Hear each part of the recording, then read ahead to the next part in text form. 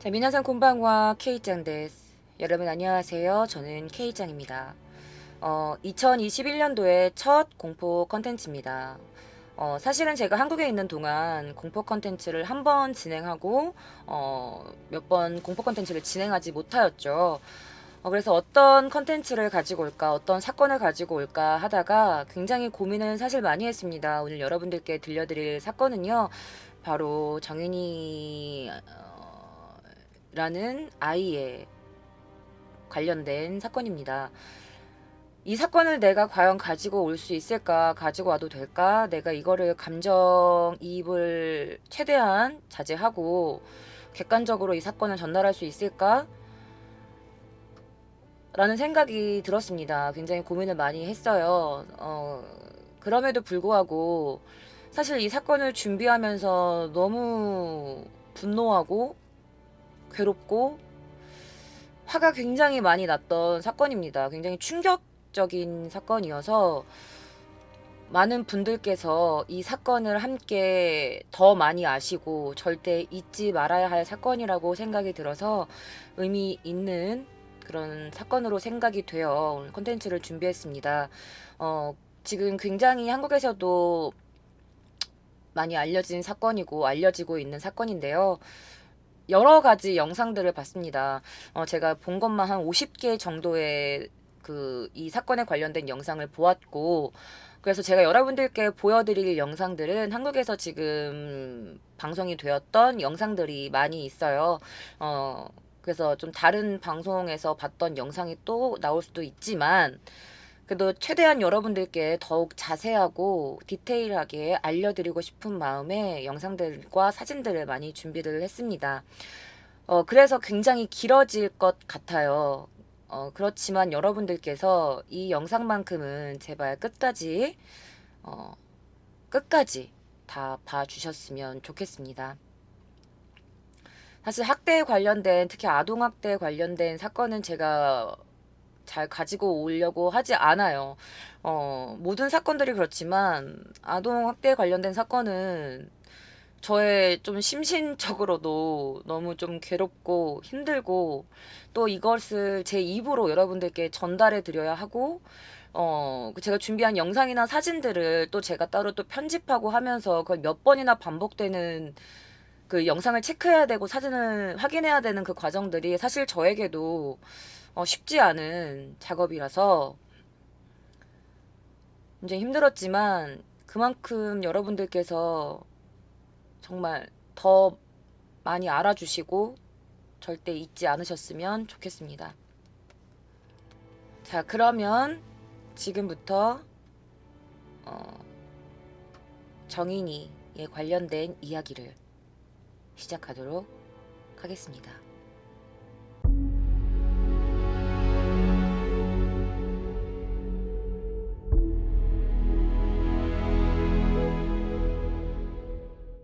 사실 제가 이 사건을 접한 건 인스타그램 뉴스를 통해서였습니다.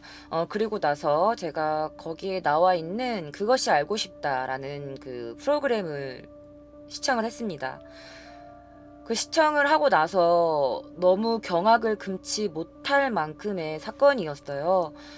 그래서 7일날 SBS 이철이의 정치쇼에 그것이 알고 싶다 이동원 PD님이 출연을 하셨는데요. 그 PD님께서 이렇게 말씀하시더라고요. 처음에는 취재를 안 하려고 했다. 사건 발생 직후에 언론에 많은 보도가 있었고 SBS에서도 궁금한 이야기 Y라는 프로그램에서 두 차례나 이 사건을 다뤘기 때문에 방영을 하지 않으려고 했다고 합니다. 취재를 하지 않으시려고 했대요. 자, 그런데 이 정인이 사건에 관련해서 200건이 넘는 그런 제보들이 쏟아졌고 그 제보들을 보고 나서 이 피디님께서 이 사건은 꼭 취재를 해야겠다라고 결심하셨다고 합니다. 정말 피디님 덕분에 저도 이 사건을 알게 되었고 더 많은 분들이 이 사건에 대해서 알 수 있게 된 것 같아서 개인적으로 굉장히 감사한 마음을 갖고 있습니다. 정인이 2019년 6월 10일 3.6kg 3.6kg으로 건강하게 태어난 천사 같은 아이입니다. 보시면 이거는 약간 입양되기 전에 위탁모와 함께 지낼 때의 영상이라고 해요. 굉장히 해맑고 너무 귀엽고 예쁜 아이죠. 자, 이 천사는요, 이 천사의 엄마는 이 아이에게 정인이라는 이쁜 이름만 쥐어준 채 개인적인 어떤 사정 때문인지는 모르겠지만 이 아이를 위탁소에 맡기게 되었습니다. 정인이는 태어난 지 열흘도 채 되지 않은 8일 만에 입양 기관이 지정한 위탁 가정에 맡겨지게 되었다고 해요.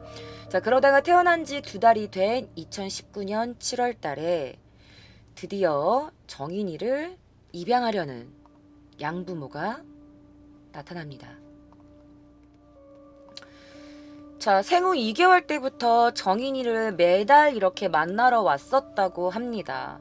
그리고다가 법원의 심사를 통과하게 되면서 합법적으로 지난해 2월 그들은 가족이 됩니다.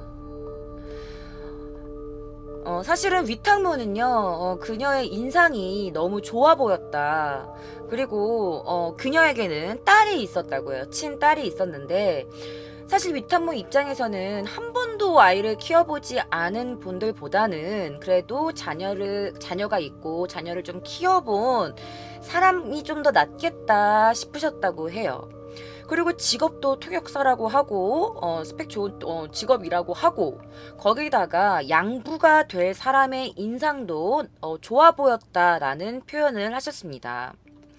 자, 그렇게 기쁜 마음으로 좋은 부모에게 보낸다라는 마음으로 드디어 입양날이 됐죠. 이거는 실제로 EBS에서 방영되었던 프로그램이라서 제가 가지고 왔어요. 뭐 당당하니까 방송에 나온 거 아니겠어요? 그쵸? 자, 미국에서 유학한 뒤 해외 입양인을 돕는 일을 했던 양모 장 씨는요, 지난해 EBS 어느 평범한 가족이라는 프로그램에 출연합니다. 이 가족 모두가 말이죠. 그러면서 이런 말을 해요. 입양은 부끄러운 게 아니라 축하받을 일입니다. 라면서 입양을 적극 권장하는 모습을 보이기도 했습니다. 자, 양부 안 씨는요, 방송국에서 근무하면서 양모와 함께 이런 봉사활동에 같이 동참한 적도 있다라는 게 밝혀졌어요. 자, 우리 정인이는요, 양부모에게 입양이 되고 271일째 되는 날 갑자기 사망을 하게 됩니다. 자, 정인이는요, 병원에 도착할 때부터 이미 심정지가 된 채였다고 합니다. 자, 응급진들이 열정적인 조치로 인해서 정인이가 심정지에서 잠깐 숨이 돌아오기도 했다고 해요. 하지만 의료진들은요, 정인이의 상태를 보고 이거 좀 뭔가 이상하다, 심상치 않음을 느꼈다고 합니다.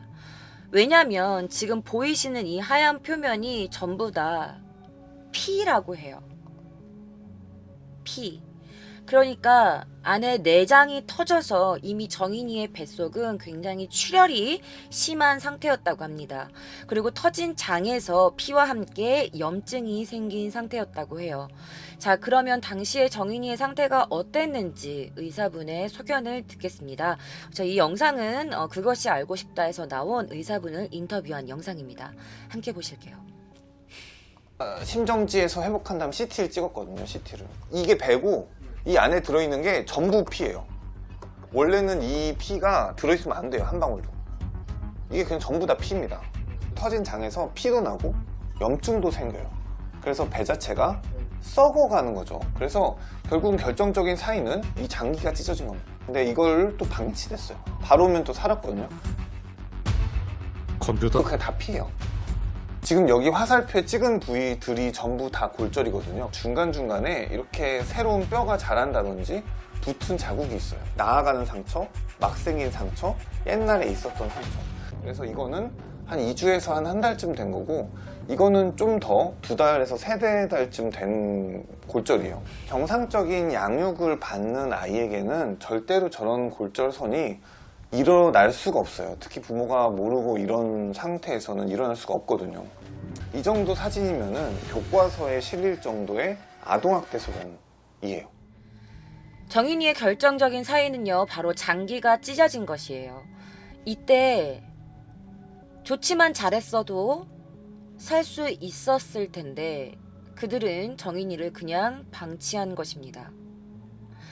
자, 이분이 인터뷰하기 전에 이런 말씀을 하세요. 인터뷰할 때 의사의 피도 거꾸로 솟게 했다.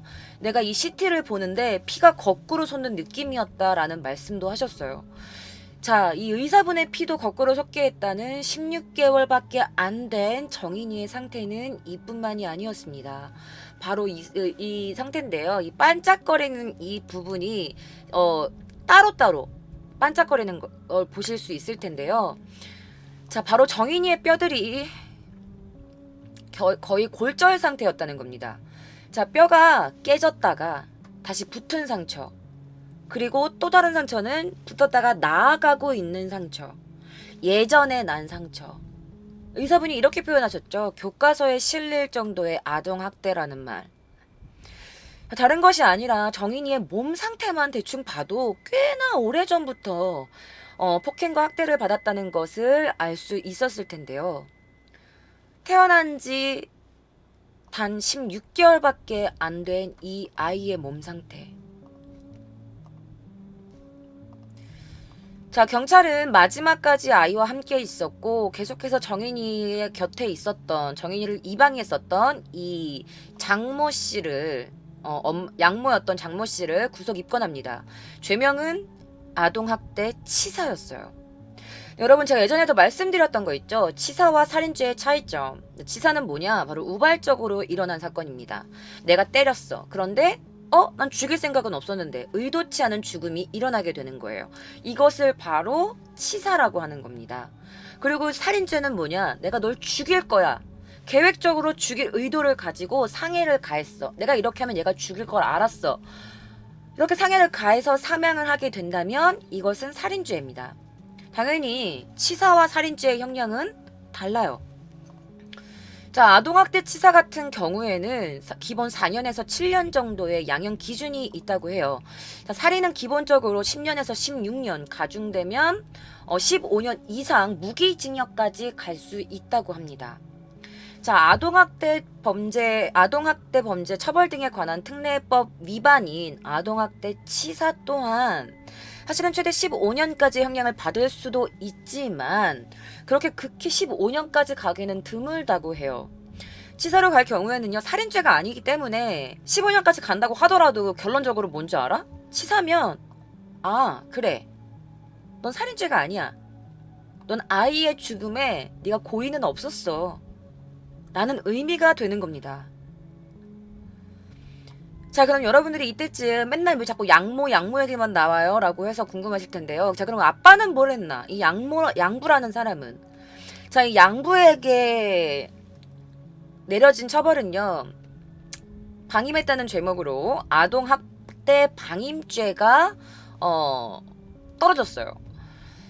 자, 그러면 이 양부모의 입장 표명은 어땠을까요? 정말 내가 학대했다라고 자신들의 잘못을 시인했을까요? 지금부터 이들이 뭐라고 말했는지, 이들의 입장은 뭔지 여러분들께 알려드리겠습니다. 자, 이들 부부 사진입니다. 사실은 모자이크 해서 갖고 오고 싶지 않았어요. 그렇지만 한국 법이. 자, 어쨌든 그래서 여러분들께 이들에 대해서 말씀을 드릴 텐데, 자, 이제 법정으로 갔어요. 그죠? 구속이 됐기 때문에. 자, 이들 변호사가 이렇게 말합니다. 자, 그들의 변호사가 뭐라고 했는지 지금부터 들어보실게요. 라고 하시다가 이제 심적인 부담을 느끼셨는지 뭐 얘기를 하신 부분은 이제 화를 내면서 그 피해자를 좀 흔든 사실은 있는데, 그 과정에서 통증이나 이런 부분 때문에 길을 떨어뜨려가지고 의자에 맞고 떨어졌다는 게 기본적으로 저희 입장이거든요. 참고로 이 변호사분은요, 바로 이 사람의 변호를 맡았던 사람이라고 합니다. 이 사람 아시나요? 지난해 충남 천안에서 의붓아들을 가방에 감금해서 끔찍하게 살해했던 계모입니다. 바로 이 변호인이 정인이 양모에 대한 변호를 맡은 걸로 알려졌습니다. 자, 6월 서울 남부지법에 따르면 정인이 학대 사건, 사망 사건 양모 씨의 변호인으로 바로 이 변호사가 선임이 됐는데요. 일각에서는 정인이 사건의 변호인이 의붓 아들 살해 사건 때와 마찬가지로 살인죄를 피하는 데 집중할 것으로 전망되고 있다고 합니다. 현재 정인이 사망 사건의 경위가 명확하게 밝혀지지 않고 있고, 피고인이 실수로 아이를 떨어뜨린 것이라고 주장하는 만큼 고의성이 없음을 증명하는 데 집중할 것이라고 분석했다고 합니다.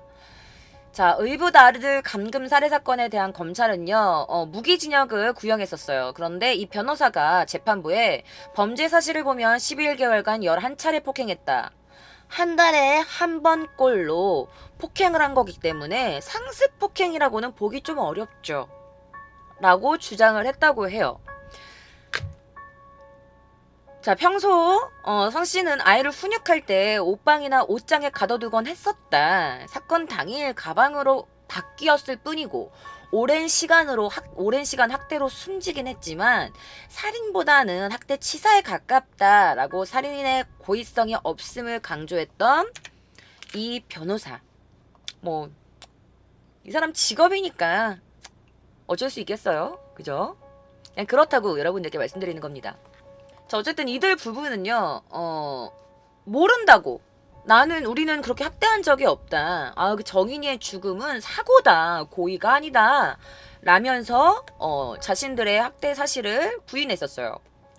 자, 그러면 이 아빠가 뭐라고 인터뷰를 했는지, 다큐멘터리 그것이 알고 싶다와 또 Y라는 프로그램에서 제가 여러 가지 인터뷰 영상을 조금 믹스해서 가지고 와봤습니다. 양분은 뭐라고 했을까요?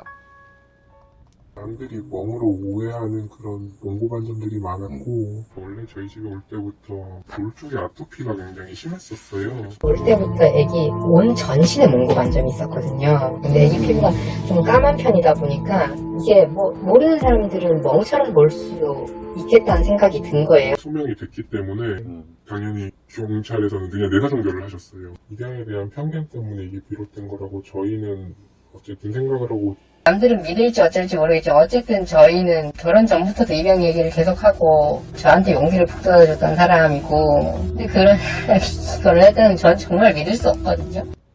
자, 그는 또 아내가 그런 짓을 했다고는 믿을 수가 없다라면서 또 은근히 아내에게 죄를 약간 좀 씌우는 그런 조금 아내를 감싼 척 하면서 죄를 약간 좀 덮어 씌우는, 나는 모른다. 아내가 그랬대요? 그럴 리가 없는데 믿기지가 않아요. 약간 이런 느낌이죠. 자, 양부는요 대부분 혐의를 부인했습니다. 자, 검찰은요 쇄골갈비뼈, 넓적다리뼈 등이 골절됐다라고 했지만 이 양모인 장모 씨는요 손찌검한 적은 있지만 뼈가 부러질 만큼 때린 적은 없다라고 말했어요. 자, 의사 단체도 이렇게 말합니다. 교통사고를 당해서 배에 가해지는 충격 정도로 아이가 그렇게 복부에 출혈이 많은 상태였다. 피해자에게 가해를 하였다라고 했지만 이 장모 씨는 또 이렇게 말합니다. 택시에서 심폐소생술을 하다가 장기 손상이 왔을 수도 있다라고 말해요. 자, 택시에서 심폐소생술을 했다라고 말하지만 이 부분은 제가 나중에 꼼꼼하고 디테일하게 설명드릴 거예요. 이거 잊지 마세요, 여러분들. 자, 의사단체가 또 이렇게 말합니다. 양부모 살인죄 기소 의견. 그러니까 이거 살인죄다. 이거는 진짜 아이가 죽이려고 하지 않으면 이렇게 아이 몸이 이럴 수 없다라고 말했더니 이 장모 씨는 또 이렇게 말해요. 아이를 실수로 떨어뜨렸다. 라고 말을 합니다. 자, 절대 자기는 학대하지 않았다라는 걸로 계속 일관하고 있었어요. 자, 그렇지만 세간의 시선과 언론의 보도, 많은 사람들이 이 정인이 사건을 다루고 있고 많이 분노했죠. 그런 걸로 인한 압박감과 약간 그런 부담감을 느꼈는지 이렇게 또 말해요. 네, 아이한테 화가 나가지고 약간 아이를 흔든 적은 있어요. 라고 말했다고 합니다. 그러면서 그렇지만 나는 아이의 뼈를 부러질 정도로 폭행한 적은 없어요. 라고 말했대요. 자, 아이를 실수로 떨어뜨렸다 라고 말했는데 이 양부는 또 뭐라 그러냐. 소파 위에서 첫째랑 놀다가 둘째가 떨어졌다 라고 말합니다. 그런데 또 양모는 아이가 말을 듣지 않아서 홧김에 흔들다가 가슴 수술로 인한 통증 때문에 정인이를 떨어뜨렸다. 고의는 아니었고 단순한 사고였어요. 라면서 주장을 합니다. 가슴 수술. 자, 그럼 따지고 보자고요. 자, 통증 때문에 떨어뜨렸다. 자, 9월 22일 날 그녀는 가슴 수술을 받습니다. 확대 수술을 받아요. 가슴 확대 수술. 자, 그래서 팔을 제대로 못 움직여서 아이를 떨어뜨렸다. 야, 그러면 아픈데 아이는 어떻게 들었니? 맞지 않니? 그런데 전문가 의견은 이렇습니다. 가슴을 수술했을 때 급성 통증은 3, 4일 아니면 가라앉습니다. 일상생활은 2주 정도 지나면 가능해요. 4주가 지난, 한 달이 지난 지점에 이 아이를 아파서 떨어뜨렸다고 하는 건 그건 진술의 신빙성이 떨어집니다. 라면서 전문가가 이렇게 말을 했어요. 그러더니 또 이렇게 말해요. 추락하면서 그 의자에 부딪힌 거예요. 내가 애를 떨어뜨렸는데 근데 떨어지면서 의자에 부딪혔어요. 라고 하는데 일상적인 높이에서 자유낙하로는 췌장의 손상이 불가능하다라는 말을 합니다. 자, 3차 학대 신고. 근데 이 가슴 수술을 한 게 여러분들 3차 학대 신고했을 때 받은 거예요. 그러니까 1차 신고가 있었고요. 2차 신고가 있었고요. 3차 학대 신고가 있기 전에 가슴 수술을 받은 겁니다. 가슴 확대 수술이에요, 여러분들. 뭔가 심장이 안 좋거나 그래서 받은 게 아닙니다. 자, 그러면서 정인이의 이 양부는 이렇게 말을 하고 있어요. 내가 입양한 것도 우리 회사에 다 말하고 했는데 나는 진짜 아이에 관해서는 나는 학대당한 건 몰랐어요 라고 말합니다. 말이 됩니까? 그러니까 자기는 내가 회사에도 내가 아이를 이렇게 입양한 거를 다 자랑하고 다녔는데 그런데 어떻게 아이가 아빠에 관심이 없을 수가 있지? 그리고 아이 몸에 분명히 상처가 있었어요. 왜냐면 내장이 다 파열된 상태였기 때문에 외부적으로 상처가 없을 수가 없어. 골절도 있었죠. 여러분 보셨겠지만 상처도 있었는데 이걸 아빠가 몰랐다? 말이 안 되죠. 그러면서 그는요 끝까지 나는 아이 학대에 관련돼서는 절대 모른다라면서 일관했다고 합니다. 자, 그러면 처음에 아이를 입양했었던 입탁을 맡았었던 이 위탁모의 의견은 어땠을까요? 한 번도 감기 한 번도 걸린 적이 없는 아이입니다. 그리고 잘 먹고 아주 건강하고 잘 웃고 같이 살면서 뭐 자기는 직장에 있었다 그러고 그러는데 직장에 있어도 저녁에 들어오면 볼 거 아니에요. 보면은 아기가 어떤지 상태를 알면 왜 그런지도 알았을 텐데 그거를 묵인하고 같이 동조했으니까 똑같이 공범이에요. 똑같은 공범이다. 제 생각도 같습니다. 네, 여러분들 지금부터 제가 여러분들께 보여드릴 정인이의 모습이 있는데요. 많이 분노하실 겁니다. 그렇지만 우리가 이걸 회피하지 마시고 끝까지 지켜봐 주세요. 자, 당시 정인이의 상태입니다. 이 사진을 조금 크게 해서 보여드릴게요. 딱 봐도 온 몸이 까뭇까뭇한 게 바로 이 아이가 다친 멍자국입니다. 제가 좀 표시를 해서 가지고 와봤는데요. 일단 보이는 부분만 이 정도입니다. 그리고 여기 보시면 알겠지만 후두부, 후 늑골, 오른쪽 팔꿈치, 오른쪽 허벅지, 왼쪽 팔꿈치, 왼쪽 쇄골, 빗장뼈, 그리고 전신에 멍자국, 거기다가 내장 파열까지 있었습니다. 아이 학대에 대해서 몰랐다라고 하기에 아이의 몸은 누가 봐도 학대를 당했던 모습 그대로였습니다. 절대 부모가 모르고 아이의 상태가 이럴 수 없다라고 아까 의사 선생님도 그렇게 말씀을 하셨는데요. 그 정도로 정인이의 상태는 굉장히 심각한 상태였습니다. 온 몸에 심한 멍과 상처가 있었기 때문입니다. 제가 조금 더 크게 해서 여러분들께 보여드릴게요. 자, 아이의 표정이 굉장히 어둡고 발목이나 무릎, 팔, 다리 이런 곳을 보면 굉장히 심한 멍자국이 있는 걸 보실 수 있습니다. 자, 그리고 여기 보시면 더 디테일하게 찍힌 거예요. 팔 부분 보이시나요? 아이의 손 마디마디, 손가락, 팔목, 저 작은 몸뚱이가. 자, 그러면서 아빠는 계속 그렇게 말했어요. 아이 피부가 까무잡잡하기도 했고 몽고반점도 있었고, 몽고반점을 계속 말했지. 몽고반점이 있어가지고 누가 보면 명으로 보일 수 있다라는 그런 말을 했었는데요. 의사 선생님, 전문가가 보기에는 어땠을지 전문가의 의견을 저와 함께 들어보실게요. 요 나이 때 생기는 아토피는 태열이라고도 하면서요. 되게 이제 볼 주변에 각질을 동반해서 홍반이 생기거든요. 근데 여기는 그런 흔적이 전혀 보이지 않고 그냥 언뜻 그냥 일반인이 봐도 피부가 좋잖아요. 전반적으로 몽고반점이 이렇게 푸르스름하게 있습니다. 근데 여기 이렇게 좀 약간 자줏빛 자국들이 좀 보이거든요. 이 사진에도 있고, 그다음에 여기도 조금 있고, 이런 거는 몽고 반점하고 상관없는 외상에 의한 멍이 아닌가 생각이 됩니다. 자, 의사 선생님도 말씀하셨죠. 아이의 몸은 피부가 굉장히 좋다. 제가 이걸 왜 정지를 해놨냐면 여기 팔뚝이 조그만 거 보이시나요? 이것만 몽고 반점이에요. 이것만. 나머지는 다 외상에 의한 거입니다. 여러분들 봐도 얼룩덜룩하고 이런 게 보이시죠? 이거는 멍이에요, 멍. 그리고 아이가 지금 이렇게 차고 있는 거 보이시죠? 저게 바로 깁스입니다, 깁스. 피부가 굉장히 깨끗해요. 어떻게 이걸 몽고 반점이라고 우길 수가 있는 거지? 자, 사망 전에 정인이가 찍었던 엑스레이 CT와 양부의 말은 다릅니다. 왜냐면 우리 정인이에게는 복부 손상이 있었는데요. 자, 부검 감정서입니다. 보시면 여기 사인이 복부 손상으로 판단됨이라고 나와 있어요. 자, 정인이의 부검 감정서에도 정인이의 상태가 굉장히 좋지 않았음을 보여주고 있습니다. 정인이의 사망 원인은요, 외력에 의한 복부 손상이에요. 자, 이뿐만이 아닙니다. 자, 정인이의 상처가 굉장히 심한 걸 볼 수 있으실 텐데요. 자, 정인이의 상처 부검 감정서에 나온 걸 제가 좀 읽어드릴게요.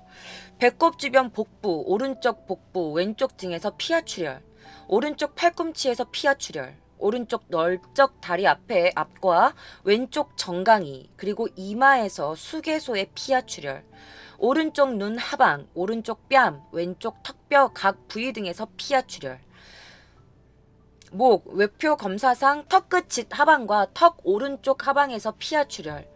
이외에도 수많은 상처가 몸에 남겨졌었습니다. 이게 16개월밖에 안 된, 태어난 지 갓 1년이 조금 넘은 아이의 몸에서 나온 상처들이에요. 얼굴뿐만 아니라 온 전신에 이런 큰 상처들이 있었던 거죠. 그러면서 엄마도 모른다, 아빠도 모른다. 그럼 이 모든 상처가 어떻게 사망 당일날, 그리고 그 전부터 계속해서 일어날 수 있었던 걸까요? 정말 엄마, 양모나 양부 말대로 화가 나서 흔들다거나, 아니면은 뭐 애들이랑 장난쳐서 그렇다거나, 의자에 떨어져서 부딪혀서 생긴 상처일까요? 자, 아까 보여드렸던 뼈 사진인데요. 자, 그렇다면 온 몸에서 발견되었던 서로 다른 시기에 일어났었던 골절, 이건 어떻게 설명이 가능할까요? 자, 부검이 역시 이렇게 말합니다. 정인이의 복부에서 보이는 치명적인 손상 부위에 대한 조직학적 검사상 이미 치유 과정이 일부 진행된 것으로 생각되는 부분이 있다라고 말합니다. 그러니까 그냥 사망 당일날 생겼던 그 치명상뿐만이 아니라 이미 여러 군데에서 이 정인이가 상처가 있었다가 나아가는 과정이 있었고, 이 과정에서 한 번 더 큰 타격이 있어서 사망에 이른 것으로 보여진다는 말이에요. 그러니까 재차 손상이 있었다는 거죠. 자, 정인이의 상태는 무척이나 심각했습니다. 제가 이 그것이 알고 싶다라는 프로그램을 보면서 이 CCTV를 보고 정말 가슴이 찢기는 것 같은 느낌이었는데, 제가 여러분들께 지금 이 CCTV를 보여드릴 겁니다. 굉장히 가슴이 아프실 수도 있겠지만 봐주세요.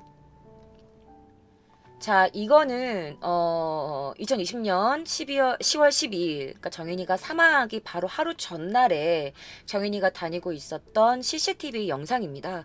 지금부터 제가 보여드릴게요. 자, 선생님이 왔다 갔다 하고 있죠. 오전 10시 40분입니다. 선생님이 정인이를 데리고 나와요. 아무 기운이 없어 보여. 아무런 기력이 없어 보여. 선생님들 괜찮나? 라고 확인하고 계시고 있죠. 아예 양말도 채 신겨주지 않아서 지금 선생님이 양말을 신겨주고 있는 거야. 그 선생님이 괜찮아 라면서 서게 했는데 아이가 똑바로 혼자 서지 못하고 약간 선생님께 몸을 기대고 있어요. 선생님은 계속 아이의 상태를 체크하고 있고, 그래서 아이가 이렇게 안겨짓을 심이 없이 선생님께 떨어지는 모습입니다. 선생님이 지금 아이의 몸에 또 상처가 있나 확인하고 있는 모습을 보면서 이 정인이의 상태가 예전부터 뭔가 학대가 있었던 걸 선생님들이 감지하고 있었던 것 같습니다.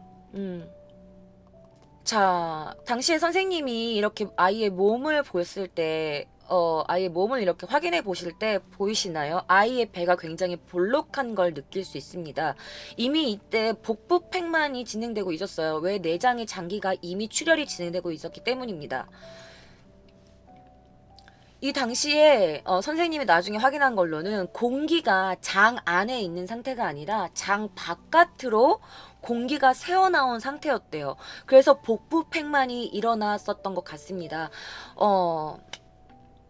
성인도 굉장히 이거는 견디기 힘들 만한 고통이었을 거라고 해요. 그런데 이 아이는 대체 왜 아프다고 선생님께 투정을 부리거나 도움을 청하지 않고 이렇게 모든 걸 포기한 듯이 이 정말 자그마한 아이가 왜 이 모든 걸 참고 견디고 있었던 걸까요? 자, 다음 영상을 난 이거 보고 진짜 너무 심장이 찢기는 것 같았는데, 자, 정인이가 계속 기운이 없어 하죠. 계속 선생님한테 기댄 채 그냥 모든 걸 포기한 것 같은 모습으로 이렇게 있어요. 선생님이 이렇게 장난감도 해보는데 아무런 관심이 없죠, 아이가. 그냥 멍하니 있어, 아기가. 멍하니. 이게 멈춰있는 상태가 아니에요, 여러분. 이제 애가 그냥 멍하니 있는 것 같아요, 그지? 왜냐면 지금 움직이는 게 영상에 보이거든? 그러니까 애가 그냥 가만히 이러고 있는 거야. 자, 많은 사람들이 이 영상을 보고 심장이 정말 뜯겨했습니다. 그래서 이거를 전문가가 뭐라고 표현했냐면, 자, 무감정 상태라고 합니다. 무감정 상태. 감정이 없어 보이는 거죠. 사실은 이 16개월밖에 안 됐으면 이때는 막 뛰어놀고 애들이 막 장난치고 막 이럴 때라고 해요. 그래서 자기 몸이 엄청나게 아프지 않은 이상은 이 나이 때 아이는 항상 움직이는 게 맞다고 합니다.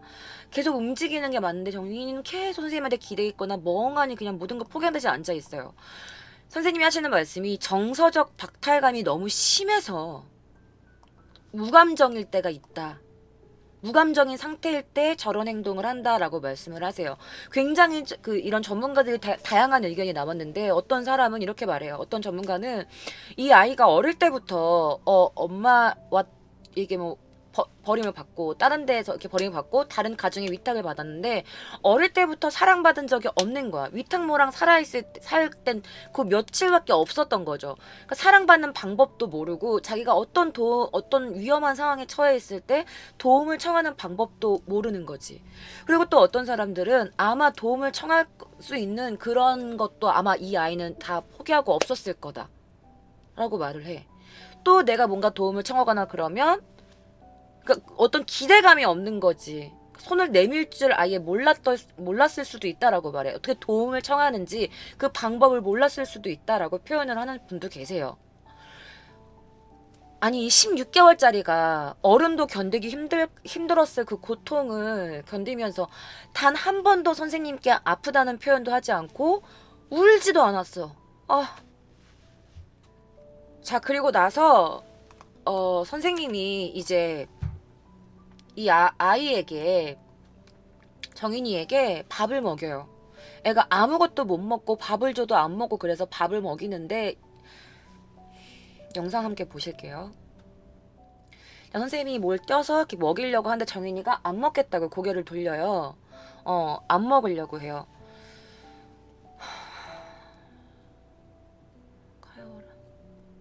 자, 그러다 선생님이 아무것도 못 먹은 정인이가 걱정을 돼서 이제 우유, 음료, 요구르트?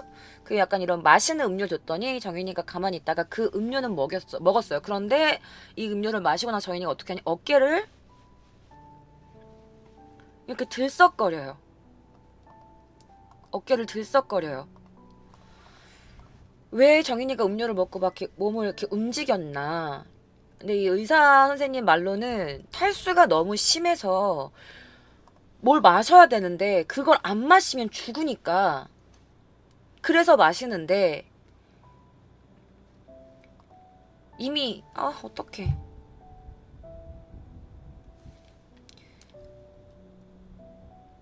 이미 이때는 죄송해요. 이미 이때는 정인이의 배 상태 전체가 염증이라서 뭔가를 먹으면 먹을수록 아프고 고통스럽고 메스꺼워서 아마 아이가 뭘 섭취할 수 없었을 거다라고 말을 합니다. 이미 장에 공기가 바깥으로 새어나와서 복부 팽만이 있었고 복부 팽창이 있었고 거기다가 피가 출혈 상태였고 염증까지 생긴 상태였어요. 이 모든 게 16개월. 아이 정인이의 상태였습니다. 자, 그러면 고통이 어느 정도였을지 함께 들어보실게요. 공기가 장 안에 있는 공기가 아니라 장 바깥으로 새어나온 공기예요. 지금 장이 터져서 장 안에 있던 공기가 바깥으로 샌 거죠. 공기가 새어나가고 이러면 정말 뭐 통증 중에서는 뭐 최고의 통증입니다. 그러니까 애가 말을 못해서 그렇지 굉장히 괴로운 거죠. 자, 통증 중에서도 최고의 통증이었을 거다. 아이가 말을 못해서 그렇지 굉장히 끔찍한 고통이었을 거다라고 선생님은 말씀하십니다. 자, 전문가들은 이렇게 말해요. 이 부위가 한번 충격을 받아서 찢어져 있던 것이 사망 당일에 또 충격을 받아서 장 감막 파열이 온 것이다. 그리고 여기 보시면 국가수사과학연구원의 그 글을 보면 변사자의 복부에서 보이는 치명적인 손상 부위에 대한 조직학적 검사상 이미 치유 과정이 일부 진행 중인 것으로 생각되는 바 복부 장기 손상 중 일부는 사망하기 수일 이전에 발생하였을 것으로 추정되며 이미 손상이 있었던 부위에 재차 손상이 있었을 가능성도 완전히 배제하기 어렵다라는 말씀을 하셨습니다. 자, 여러분들 이 정인이가 췌장이 찢긴 상태였어요. 췌장이 절단되어 있는 상태였습니다. 근데 여러분 췌장이 뭐냐면 그 척추 앞에 분포하는 게 췌장, 소장, 대장, 장감막 이렇게 돼요. 췌장이 뒷부분에 있는 거예요. 근데 이 부위가 한번 충격을 이미 받았었대. 그 찢어져 있었던 거야. 근데 여기에 사망 당일날 또 충격을 받아가지고 장감막 파열까지 온 거예요. 그래서 대량 출혈이 발생한 거죠. 자, 선생님은 전문가들은 또 이렇게 말합니다. 다른 전문가의 의견 함께 보실게요. 장감막 파열 주변으로 치유가 된, 즉 섬유화라고 그래서 치유가 된 흔적이 보여요. 그런 거는 보통 일주일 이상 시간이 경과했다는 뜻이거든요. 그러니까 아마 복부에 이런 큰 충격이 꽤 장기간 있지 않았나. 선생님 말씀대로 장기간 학대가 계속 되었다는 말입니다, 여러분들. 자, 그럼 우리가 이런 상황에 뭔가 법적으로 대응을 하거나 아이를 보호하기 위해서는 어떻게 했을까요? 바로 경찰이나 아동보호소에 연락을 했겠죠. 자, 우리가 누군가에게 도움을 주고 싶고 구해주고 싶을 때 우리는 경찰에게 도움을 청합니다. 그래서 선생님도 그들에게 도움을 청해요. 자, 그렇지만 경찰들은요, 양부모에게 무혐의 처분을 내립니다. 학대로 보지 않은 거죠.